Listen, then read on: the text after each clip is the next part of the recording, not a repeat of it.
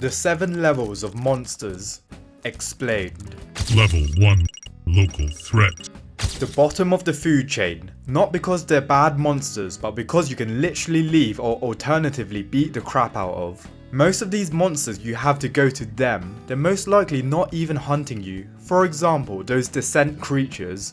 There's a reason you stick to tourist approved explored caverns, and as we see from the movies, all it takes is for a woman with a disloyal boyfriend to absolutely go ham on these creatures and to come out somewhat alive.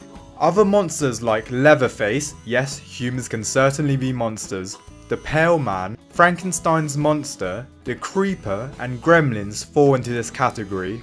Don't get me wrong, I'm not saying they won't rock your shit, they absolutely will, but their threat is limited to a few miles. Oh, but the Creeper can fly. Firstly, that lazy, unemployed sloth only wakes up every 23 years for 23 days so we can spawn camp his sleeping bag. And even then, he's basically a road hazard. Bat Soup is more globally dangerous than him. The Creeper has to eat similar parts of humans to regenerate its own counterpart. Therefore, we can lure it using a trap of people who are scared, as we know it hunts by tracking cortisol from its third nostril.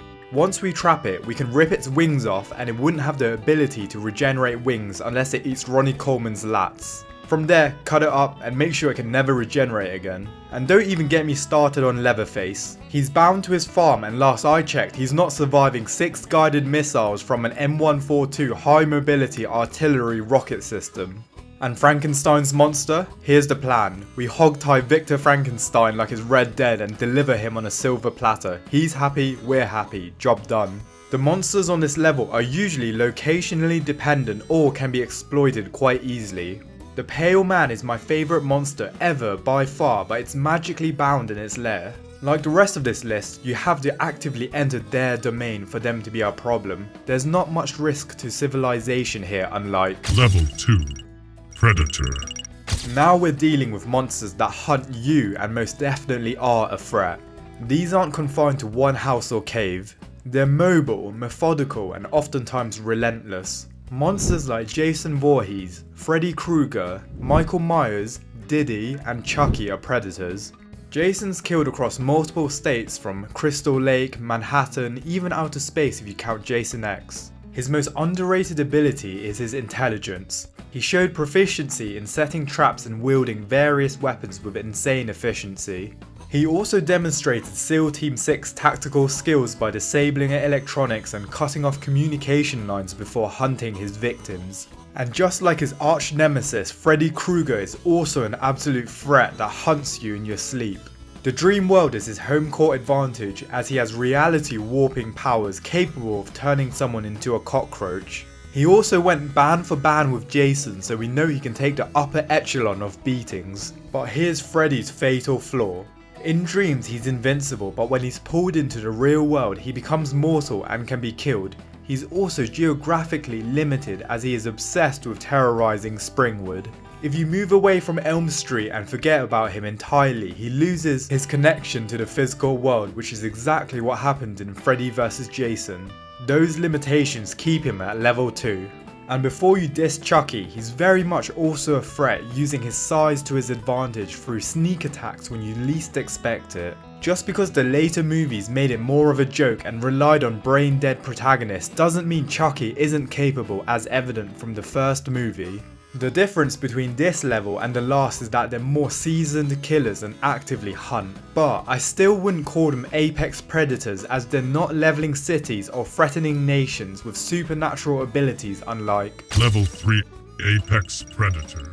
Level 2 monsters you can theoretically escape or rely on a gimmick, but level 3 gets a bit more dangerous as their supernatural abilities are more prominent. Monsters like Samara Morgan, Art the Clown, Burgule, and the creature from It Follows are apex predators. Imagine your dumbass friend shows you a tape that says "do not watch", and next thing you know you're fighting Samara Morgan in hand-to-hand combat, and no offense, you're not winning. Okay, sure, you can show the tape to someone else, but you're not exactly defeating it from humanity's perspective. Similarly, the creature from It Follows punishes you for getting too freaky. Bet you're finally glad you're a virgin now because that's the only way you can beat this monster. But seriously, the entity doesn't eat, sleep or tire, and while you can pass it on, you're never truly free. Once someone is killed by the entity, it goes back down the line in order, starting with the person who infected the most recent victim. And finally, another one of my favourite monsters in recent cinema is Art the Clown. And you're probably thinking, how can you put him in this level when he's invincible? Great question, viewer who hasn't subscribed yet.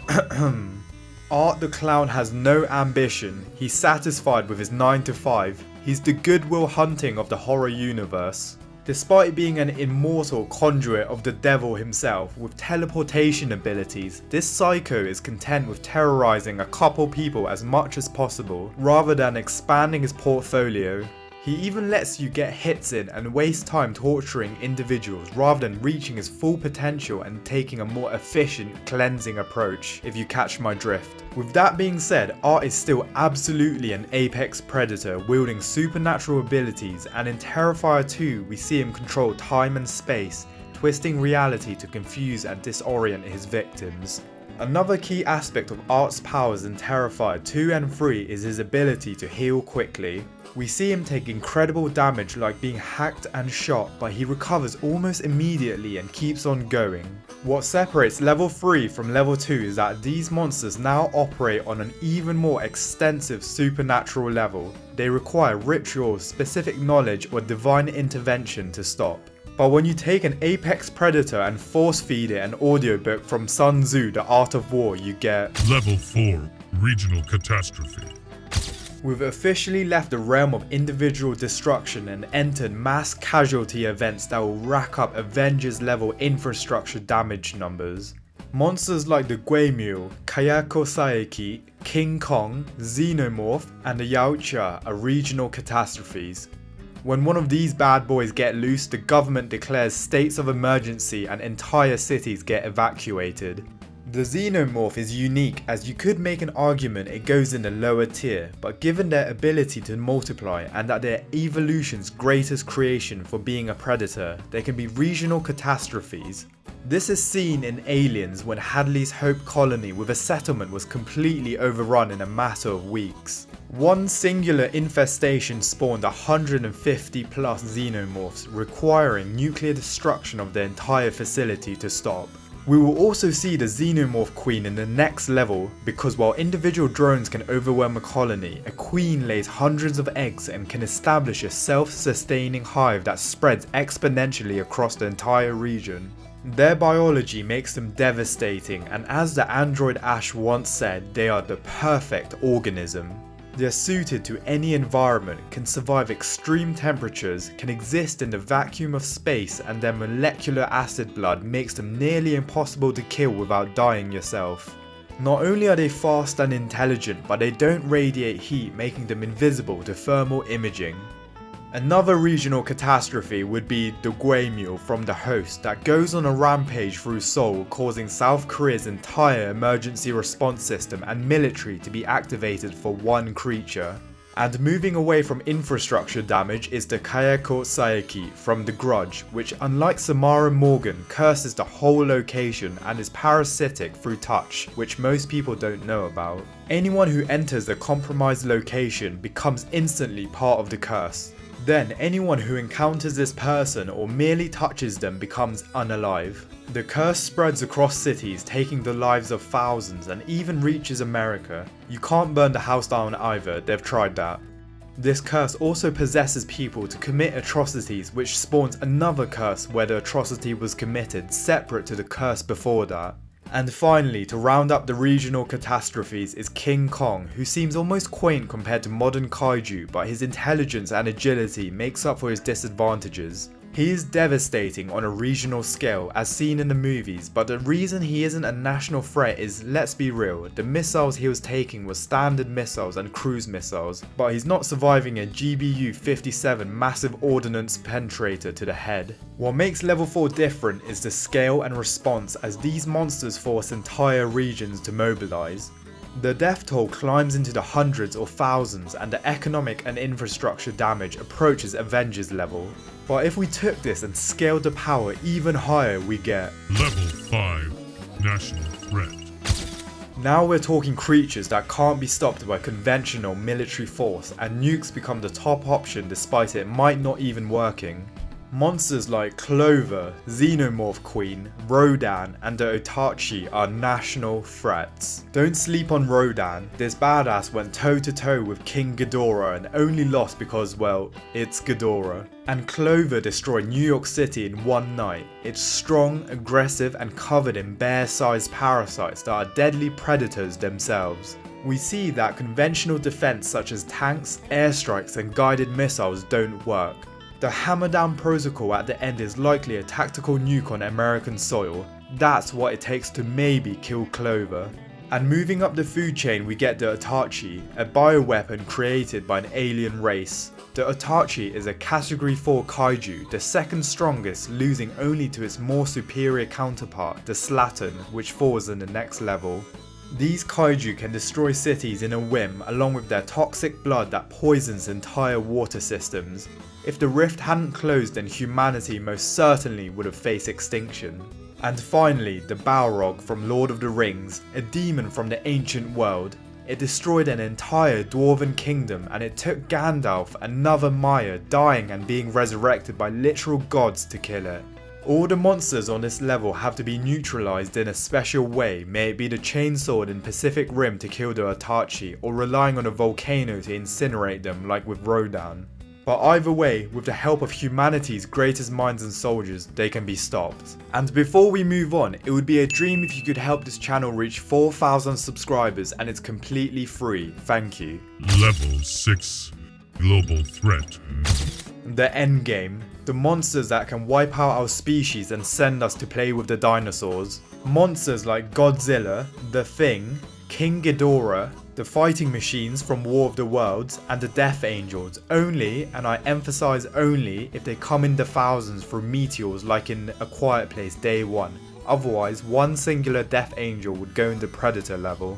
These apocalypses require divine intervention to win, like in War of the Worlds, where the only way the tripod fighting machines were stopped was through catching a cold. This thing can take nukes like it's nothing but got stopped by a little sneeze. And do I need to say anything about Godzilla? His mere presence causes seismic activity across the Pacific Rim, and his atomic breath has the yield of a thermonuclear weapon. He can even drill a hole through the earth with his heat ray and can fling King Kong like he's a child. And the only monster that can go toe to toe with Godzilla without help or a weapon is King Ghidorah, a three-headed alien dragon that can fly at supersonic speeds, regenerate from almost any wound, and shoot lightning gravity beams from each mouth. Ghidorah creates global superstorms just by existing, with hurricanes forming around him wherever he goes. He's an alpha predator that can control the minds of other titans. The only thing that stops him is Godzilla, not humanity. And finally, The Thing, the most insidious threat on this list because you can't see it coming. It's an extraterrestrial organism that assimilates any living creature it touches, perfectly replicating them down to their memories. If it had reached civilization, every infected person becomes a new infection vector. You could even argue this makes it a cosmic level threat if it were to enter space. All the monsters on this list could take over planets, and there's very little humanity could do about it. But they're not steamrolling multiple planets or have the potential to be a universally existential threat, unlike Level 7 Existential. We've now reached near godlike beings, and in the case of one of them, death itself. These are forces that exist beyond our dimension and beyond our reality. Monsters like Cthulhu, Death from Final Destination, and Pennywise as Deadlights are cosmic threats. Cthulhu is a priest of the Great Old Ones, and his mere existence warps the minds of anyone who perceives him. Cthulhu can conquer without lifting a finger. H.P. Lovecraft even described him as a being so alien that the human mind cannot process his true form without fracturing completely. When he awakens, humanity goes mad and then gone in an instant. And to quote Lovecraft, Cthulhu is not composed altogether of flesh and blood and can never truly perish. When the stars are right, they can plunge from world to world through the sky. And similarly, Pennywise in its true form is not just a clown. It's an entity older than the universe. The Deadlights are a construct of pure, ancient evil that predates our cosmos. They are powerful enough to cause instant death, permanent insanity, or a catatonic state simply by being looked at. They can destroy, consume, and trap human consciousness operating at a cosmic level, with the only way to permanently destroy is to hope Maturin the giant turtle intervenes. And finally, Death from Final Destination. You can't fight death, it's as simple as that. And also, those movies traumatized me as a kid. It's why I'll never go on a balancing beam or go in a tanning bed in my life. Anyway, what makes level 7 different from every other level is the scale, as they threaten sanity, reality, and existence itself, requiring literal gods to defeat. And if you want to see the 7 levels of psychopaths, check out this video here. Don't forget to subscribe to this channel to get it to 4,000 subscribers. We are so close. That would mean the world to me, and it's completely free. Thanks for watching.